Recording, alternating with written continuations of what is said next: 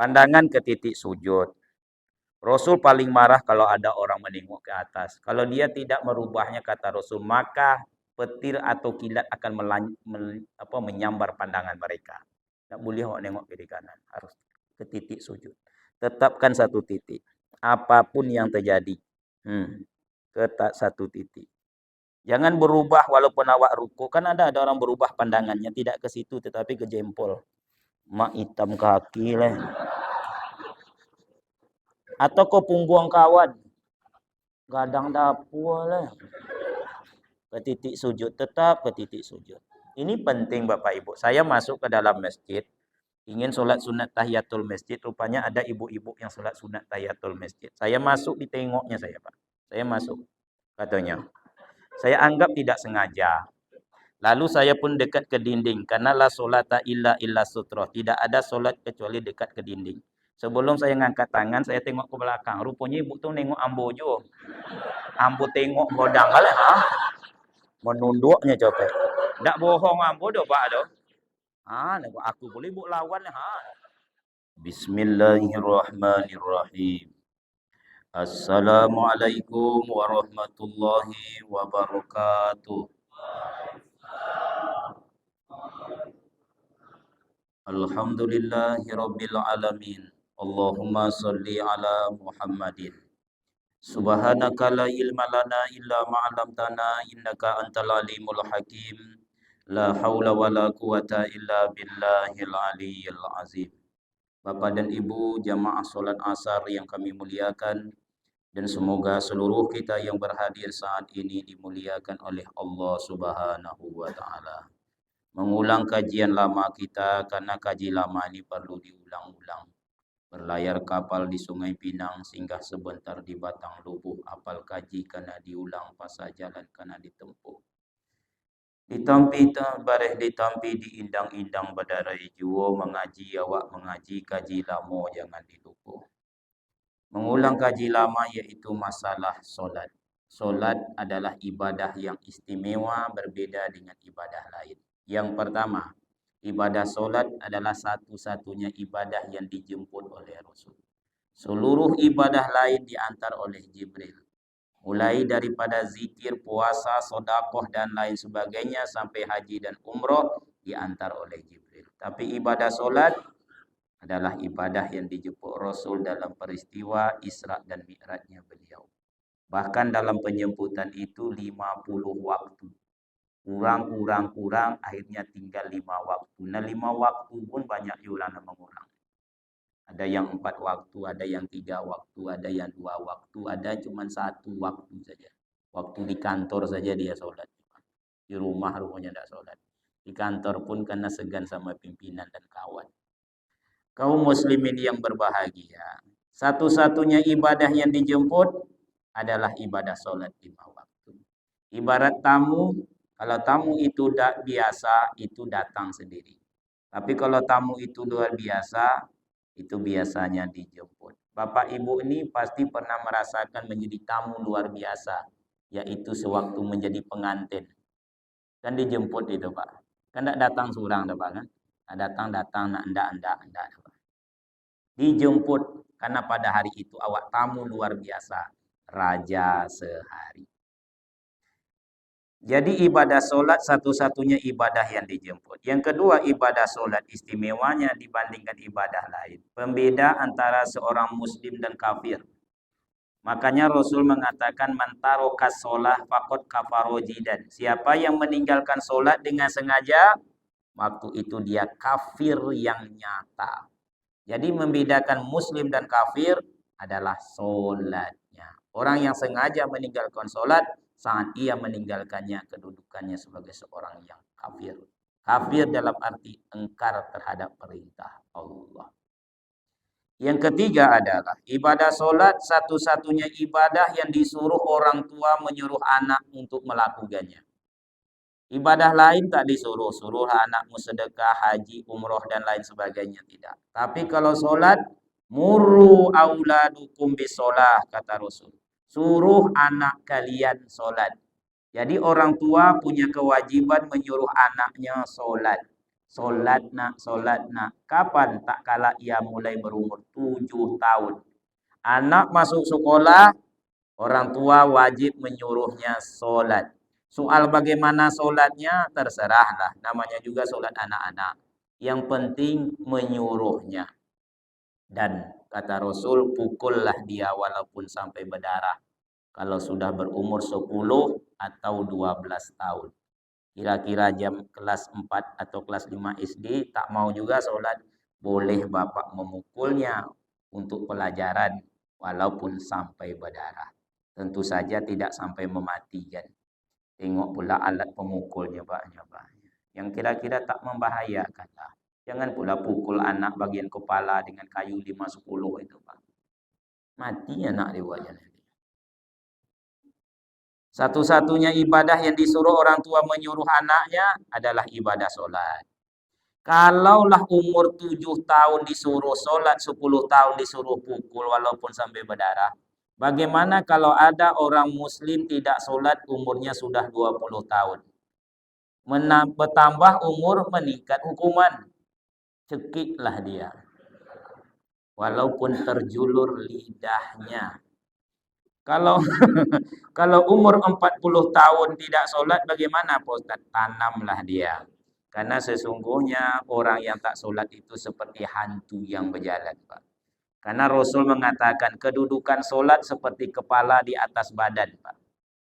Besok di akhirat itu orang yang paling mengerikan azabnya adalah orang muslim yang tidak sholat itulah. Melolong-lolong minta tolong heran penduduk neraka. Kenapa demikian? Dia berjalan di kerak neraka tanpa kepala. Lalu Rasul bertanya sama Jibril, itu contoh apa itu ya Jibril? Kata Jibril, itu contoh umatmu yang di dunia dulu tidak sholat.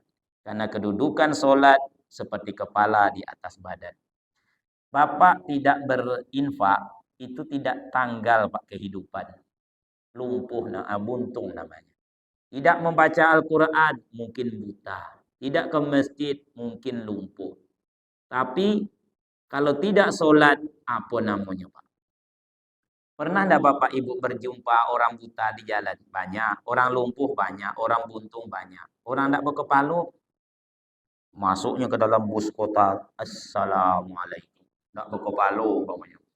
Tunggang langgang awak lari juga. Orang yang tak sholat itu, itu dalam pandangan Allah dan Rasul berjalan tanpa kepala. Seperti manusia tanpa kepala. Hantu namanya. Maka ibadah sholat ini luar biasa. Ibadah sholat adalah satu-satunya ibadah yang diingatkan Rasul sewaktu beliau mengalami sakaratul maut. Seluruh ibadah penting. Tetapi yang diingatkan beliau waktu mengalami sakaratul maut, tak kala napas beliau sudah sampai di kerongkongan saja lagi. As-sholah, as-sholah, as-sholah. Sholat, sholat, sholat. Bukankah itu pesan awak semua anak? Jangan tinggal sholat nak ya. Jangan tinggal sholat. Itu terus awak ingatkan. As-sholah, as-sholah, as-sholah. Emak awak di kampung, kalau mencari jodoh untuk anaknya, itu bukan kerja yang ditanya. Oh piye? Iyo mak, itu jodoh kau tuh. Rencana iyo mak. Oh, adonya mau sholat. Langsung sholat ditanya. Maunya sholatnya nak? Maunya mak. Alhamdulillah lah. Kalau mau sholat insya Allah. Itulah ibu zaman now. Ukuran dari menantunya itu mau tidaknya sholat. Berbeda dengan ibu zaman sekarang. Bukan zaman now ya, zaman sekarang. Maksud saya zaman dulu dari ibu tadi itu. Bukan ibu-ibu ya, Bu, ya, bukan ibu-ibu. Kalau ibu-ibu ini elok semuanya. Ibu-ibu.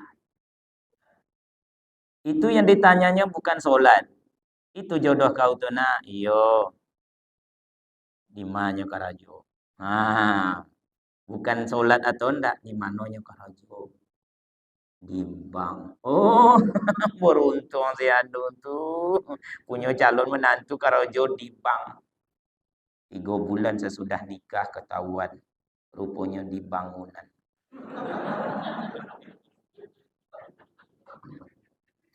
Kenapa? Ibu kau terlalu materialisme. Sehingga dia tertipu di lantaran, Pak. Waktu kenalan sama calon menantu kan di mana kerajona. Tahunya ibuku mata duitan di bank. Munannya diketekkannya, Pak. Banknya digodangkannya. Di bank. Ibu kok kena pokak tuli. Oh, di bank. Rupanya di bank. Saya tidak mengecilkan orang kerja di bangunan. Ayah saya pun kerja di bangunan. Tapi ancak kerojo di bank daripada di bangunan lepas. Karena saya sudah mengalami kerojo di bangunan. Azab, Pak. Kaum muslimin yang berbahagia. Salat. Bahkan ibadah solat inilah adalah satu-satunya ibadah atau amal yang pertama kali besok ditanya di kampung akhirat. Kata Rasul, bila ibadah solatnya elok, maka ibadah yang lain akan dianggap elok. Kalau ibadah solatnya saja sudah tak elok, apalagi ibadah yang lainnya pasti tak elok-elok. Makanya kalau ada orang ingin memperbaiki hidup, orang berpesan perbaikilah dengan memperbaiki ibadah solat. Ibadah solat adalah ibadah yang menjadikan kita sarana pertolongan minta kepada Allah. Itu yang disebut di dalam Al-Quran. Ista'inu bisobri wa solat. Kalau nak minta tolong kepada Allah itu dengan sabar dan solat. Makin elok solat, insya Allah makin mudah datang pertolongan. Ibadah solat, ibadah yang akan mencegah perbuatan keji dan mungkar. Inna solata tanha anil fahsya'i wal munkar. Pak Ustadz, banyak orang solat, Pak Ustadz, tapi dia banyak juga melakukan kejahatan. Untung dia solat, sehingga kejahatannya tidak terlalu banyak. Sebab solat tetap mempengaruhi.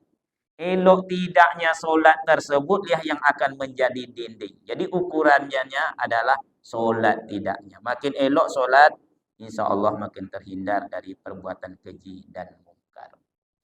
Ibadah solat adalah ibadah yang menyebabkan awak besok mendapatkan surga yang paling tinggi, namanya surga Firdaus. Dan ibadah solat memberikan ketenangan. Lalu yang kedua, bagaimana mengistimewakannya? Sebab Allah berfirman, fawailul lil musallin, neraka wail bagi yang solat. Kenapa? Tak mampu mengistimewakannya. Siapa mereka? Allazina hum an solatihim sahun, yang lalai. Lalai di sini kalau dibagi ada 4. Yang pertama lalai waktu. Solat asar hampir maghrib, solat subuh dah jam 7. Nah, itu masuk awak itu, Pak. Kalau ada yang melalaikan waktu, masuklah dia fawailul lil musallin. Solat asar hampir maghrib, solat subuh dah jam 7. Kalau bisa awak solat ni jangan terlambat. Sebab terlambat itu siapa yang selalu terlambat, kalau sekali-kali terlambat tak apa, Pak. Tapi kalau terus-menerus dia terlambat, tanda dia orang munafik. Hati-hati, Pak. Kalau langanan terus apa terlambat, berarti awak orang munafik. Jadi kalau bisa ompek kali awak solat, sekali terlambat, 3 anda. Jangan kau ompek-ompeknya terlambat terus. Itu berbahaya.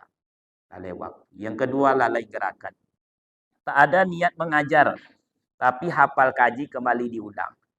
Lalai gerakan, berdiri di hadapan Allah harus semangat, Bapak Ibu. Semangat. Tak boleh loyo, mato 5 watt badan bungkuk sabui. Wa iza komu ila solati komu kusala. Entah kalau mau disebut itu, orang munafik itu kata Allah, bila berdiri solat malas. Tepak somuku belipek. Mengangkat tangan semangat. Allah tampakkan telapak tangan itu ke kiblat. Di bawah daun telinga boleh. Sejajar dengan bahu boleh. Tidak niat mengajar, mengingat-ingat. Jangan terlalu tinggi. Allah. Jangan terlalu rendah. Allah. Kadang kan main kode. Allah. Kata malaikat kau tempeleng apa? Lu baru tahu. Pak Sangko nama nyombah kau siapa disombah. Boleh. Yang tak boleh lagi bergaya. Allah. Jangan ikut-ikut. Sampaikan sajalah. Biasa saja. Solat ini bukan untuk berbangga-bangga. Bukan to show only, Pak. Allah. Allah. Jangan. Kata malaikat, sok amah, kata malaikat. Dengan gaya, tempeleng, baru tahu. Lagi gini kok, Pak. Sangkunya siapa Tuhan? Meletakkan tangan di dada. Boleh. Boleh. Yang tak boleh, terlalu dekat ke kerongkongan. Yang kedua, terlalu dekat ke kemaluan. Tak ya boleh. Di dado. Jadi kalau ada apa terletak siko, itu salah pengertian dado, Pak. Mungkin menurutnya dadonya di situ terserah. Makanya kalau sakit dado di siko diurutnya, Pak. Sebenarnya di siko. Cara memegang. Ini tidak ada niat mengajar, Pak. Bapak sejak kecil sudah tahu, sejak umur 7 tahun. Mengulang-ulang. Memegang pergelangan satu boleh. Di antara pergelangan dan siku boleh. Yang tak boleh dua. Pertama memegang siku. Lebih tak boleh memutar dalam. Jadi siku boleh. Pandangan ke titik sujud. Rasul paling marah kalau ada orang menengok ke atas. Kalau dia tidak merubahnya, kata Rasul, maka petir atau kilat akan menyambar pandangan mereka. Tak boleh orang nengok kiri kanan. Harus ke titik sujud. Tetapkan satu titik. Apapun yang terjadi. Ke satu titik. Jangan berubah walaupun awak rukuk. Kan ada orang berubah pandangannya. Tidak ke situ tetapi ke jempol. Mak hitam kaki lah. Atau ke punggung kawan. Gadang dapur lah. Ke titik sujud. Tetap ke titik sujud. Ini penting Bapak Ibu. Saya masuk ke dalam masjid. Ingin sholat sunat tahiyatul masjid. Rupanya ada ibu-ibu yang sholat sunat tahiyatul masjid. Saya masuk ditengoknya saya, Pak. Saya masuk. Katanya. Saya anggap tidak sengaja. Lalu saya pun dekat ke dinding. Karena la sholata illa sutroh. Tidak ada sholat kecuali dekat ke dinding. Sebelum saya ngangkat tangan, saya tengok ke belakang. Rupanya ibu tu nengok ambo jo. Ambo tengok godang kali, ha? Menunduknya coba. Tak bohong ambo do, Pak do. Aku boleh ibu lawan ha. Makanya jangan tengok tempat lain. Bila rukuk harus mengangkat tangan dulu. Jangan menyelosor tangan. Allahu Akbar kata imam. Jangan diselosorkan. Angkat tangan. Allah. Baru rukuk. Rasul kalau rukuk meregang kepala lutut. Ikon yang dipegang. Bukan di atas lutut. Bukan di bawah lutut. Pas tentang kepala lutut. Lalu merenggangkan jari jemari. Menengok ke titik sujud. Meluruskan punggung. Tidak begini, tapi lurus. Tidak di betis. Tidak di atas iko. Apalagi kondua kemari. Iko buang air di Pulau Padang. Ini memang buang air di Pulau Padang waktu kecil memang gitu. Ini posisi paling aman nih, Pak.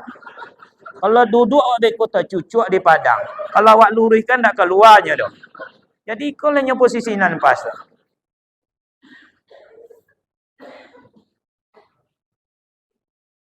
Bila nak sujud Bapak Ibu boleh cara dua. Lutut dulu boleh. Allahu Akbar boleh. Tak apa-apa. Tangan dulu juga sunnah. Allahu Akbar. Baru lutut. Jadi keduanya dari Rasulullah. Yang tak boleh apa Ustaz? Kapalo dulu. Ya tak boleh. Itu sujud solin namanya, Pak. Tangan dulu boleh. Lutut dulu boleh. Sekarang kita pilih salah satu. Umpamanya lutut. Boleh. Bila Rasulullah sujud, beliau meletakkan 7 anggota badan di atas sajadah. Di atas tanah, di atas tikar, di atas lantai. Mana itu? 1. Dari konyang sampai ke ujung hidung. Jadi bibir tidak masuk. 1, 2, 3, 4, 5, 6, 7. 7 itulah yang menyentuh di lantai tak kala sedang sujud. Maka siku tak boleh diletakkan. Inilah sujud anjing atau sujud unta. Tak boleh. Bila Rasulullah itu sujud, ditengok dari samping agak memanjang. Memanjang situ bodi Rasulullah itu agak ke depan sedikit. Makanya sujud tidak boleh meletakkan tangan dokek ke siku. Membulik kalau dari samping. Coba tengok bang ya. Kan bulik kan? Agak panjang ke depan sedikit. Tapi tidak terlalu panjang. Agak panjang sedikit itu lebih kurang. Agak panjang sedikit itu lebih kurang yaitu bisa anak kambing lewat. lebih kurang 1 hasta, tapi tidak pula diukur setiap sujud. Inilah dia. Lebih kurang. Jangan di sini. Nih. Agak memanjang. Kan bisa anak kambing lewat. Sebenarnya anak kambing mau lewat atau tidak masalah. Itu tidak permasalahan. Itu besarnya ukuran anak kambing itu lebih kurang begini. Lebih kurang. Sebab kalau kita sujud seperti ini, anak kambing juga tidak bisa lewat. Karena anak kambing itu tinggi. Kalau begitu kita harus begini. Ya, ukurannya kan cuman panjangnya ini aja. Lebih kurang, jangan diginikan. Itu maksud saya agak panjang sedikit ke depan. Rasulullah, ini sunnah sujud. Lalu Aisyah memegang tumit Rasul. Tumit Rasul kan 2. Maka muncullah pendapat ulama, bila sujud sunnah merapatkan tumit. Itu asal muasalnya. Contoh. Ini tidak ada niat untuk dendam, Pak, ya. Menengokkan ini ke sama jemaah, enggak. Contoh. Pas sedang sujud, tapi jangan digoyang-goyang ini, rapat aja, bukan begini pula, begini.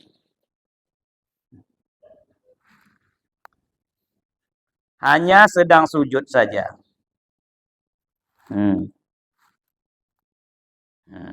Kalau sudah berdiri, tidak lagi tetap rapat. Peminim nampaknya nanti. Allah, kembali buka. Biasa aja. Jelas, Pak, ya? Kaum muslimin, bertanya ibu-ibu, Pak Ustadz, ada tak beda tangan perempuan dengan lelaki waktu sedang sujud? Katanya beda. Rasul selama tidak membedakan dengan istri beliau Aisyah, maka kita tidak boleh mengambil kesimpulan itu berbeda. Kecuali ada dalil yang menyebutnya. Ibu, ya? Sama. Hanya saja karena perempuan makhluk yang tertutup, maka dia lebih baik agak disembunyikan. Kalau begitu, dibolehkan ibu-ibu itu merapatkan bagian satu dengan bagian lain. Tapi tidak merubah. Tetap saja siku tidak terletak di lantai. Laki-laki karena dia lebih transparan orangnya, maka agak gagah. Boleh, apalagi kalau sholat sunat. Tapi kalau berjamaah, tengoklah kawan di samping, Pak. Kalau joleh sajadah, ketik, wambiak. Kalau kawan fikih, ini jangan lupa nih kaidahnya nih. Fikih ini bisa berubah karena situasi dan kondisi. Ya enggak, Pak? Bisa berubah karena situasi. Berwudu boleh diganti dengan tayamum, situasi dan kondisi. 4 bisa menjadi 2, situasi dan kondisi. Kalau akidah tidak berubah untuk selamanya. Kalau fikih boleh berubah. Sebenarnya tidak berubah ya, Bu, ya. Hanya gayanya saja. Jalan lelaki dengan perempuan sama enggak, Bu? Sama-sama ke depan. Memangnya perempuan mundur. Kok beda? Samalah, sama-sama ke depan. Cuman gayanya. Kalau laki-laki gayanya jalannya agak terbuka sedikit. Kalau ibu-ibu tuh lebih agak feminim sedikit, agak ke dalam. Makanya laki-laki nggak boleh jalan. Nggak boleh. Dan perempuan jangan boleh jalan. Gayanya saja yang berbeda. Memegang tahiyat. Ini boleh penuh. Yang kedua, memperjumpakan jempol dengan jari telunjuk, dengan jari tengah, membentuk lingkaran boleh. Rasul bila tahiyat, baik awal atau akhir, pandangan beliau bukan ke atas sajadah, tetapi ke telunjuk. Dan tidak melewati itu, ke sini tengok. Makanya orang kalau sedang tahiyat, nampak kepalanya agak miring ke kanan. Sebenarnya bukan sembarang miring, dia nengok ini. Ya, matanya ke sini, betul. Soal gerak-gerak, itu berbeda ulama. Ada la yuharikuha, bergerak terus. Ada la yuhariku, sekali-kali. Itu terserah awak memahaminya. Ada yang sekali, ada yang 2 kali. Saya pernah sholat di dekat orang di luar negeri sana. Wah, kan ikut ceritanya, Pak. Memang gini dia sholat, Pak. Di samping saya. Ampun tak perlu giko dah kan. Ampun biasa saja. Saya tidak terpengaruh. Makanya kita jangan usil dengan gerakan orang. Urus gerakan diri masing-masing. Kalau ingin nak giko terserah inyo lah coba. Ini gara-gara ikut rambut cokak pernah terjadi. Kenapa tuh tensi dan pengurus dipegangnya jari coba. Akhirnya bertumbuk jadinya. Jangan diurus telunjuk orang, telunjuk masing-masing yang ditunjuk. Mau dia begini, mau begini itu terserah awak. Terserah pemahaman. Ini cuma pemahaman saja. Yang penting tengok kemari. Terakhir salam. Assalamualaikum itu lurus. Assalamualaikum. Assalamualaikum. Boleh Assalamualaikum warahmatullahi wabarakatuh. Boleh sampai itu. Tapi kirinya Assalamualaikum warahmatullahi. Tak pakai tuh lagi. Diagonal boleh. Assalamualaikum. Waktu terjadi peperangan, tak sampai Rasulullah selesai. Assalamualaikum. Udah, langsung berdiri lagi. Boleh. Tengok situ. Yang tak boleh itu kalau berputar 180 derajat. Assalamualaikum warahmatullahi wabarakatuh. Tutup pintu tu, nak tutup pintu. Mereka masuk ayam, mereka tutup pintu. Nah, itu tak boleh. Kaum muslimin yang berbahagia. Galai gerakan, lagai bacaan. Galai bacaan adalah yaitu laju minta ampun. Sehingga tidak pada posisinya lagi. Tidak selesai sebenarnya. Allahu akbar kabir walhamdulillah katsira subhanallahi wa bihamdihi wa wasila wajhatu wa ja'iyya lillahi fatara samawati wal ardi wa anifal muslimana bina. Kata malaikat apa nak dibaca apa? Ndak joleh dah kelah. Ikut kecatatan ndak joleh tahap pun dah dibaca ndak kalau kena. Membuat laporan sepihak ini nampaknya kena. Ndak bisa ke dah. Kena usah dimasuk. Oleh kau mesti membungkuk apa kalau dah. Elokkanlah bacaan itu sedikit. Tidak kita disuruh berleha-leha, tapi menuntaskan bacaan itu wajib. Fatihah 7 ayat jangan dibuat 5 ayat. Bismillahirrahmanirrahim. Alhamdulillahirabbil alamin arrahmanirrahim maliki yaumiddin iyyaka na'budu wa iyyaka nasta'in. Ihdinas siratal mustaqim siratal ladzina an'amta 'alaihim ghairil maghdubi alaihim waladdallin. Sampaikan baru Allahu akbar. Qul huwallahu ahad. Jangan sampai qul huwallahu Allahu samad. Allahu akbar. Enggak selesai. Harus selesai. Sampaikan ke ujungnya. Dan tidak disuruh awak berliha-liha, Pak. Bismillahirrahmanirrahim. Itu kalau solat sunat tuh Pak Isa subuh baru pulang banyak. Nah, terakhir lalai di situ adalah lalai khusyuknya. Oleh sebab itulah khusyuk itu perlu dipelajari. Kaum muslimin yang berbahagia, mudah-mudahan dengan memperbaiki ibadah solat kita, Allah perbaiki hidup kita. Di dunia sampai di kampung akhirat, insya Allah. Lebih dan kurang mohon maaf. Subhanaka Allahumma wa bihamdika. Asyhadu an la ilaha illa anta astaghfiruka wa atubu ilaik. Assalamualaikum warahmatullahi wabarakatuh.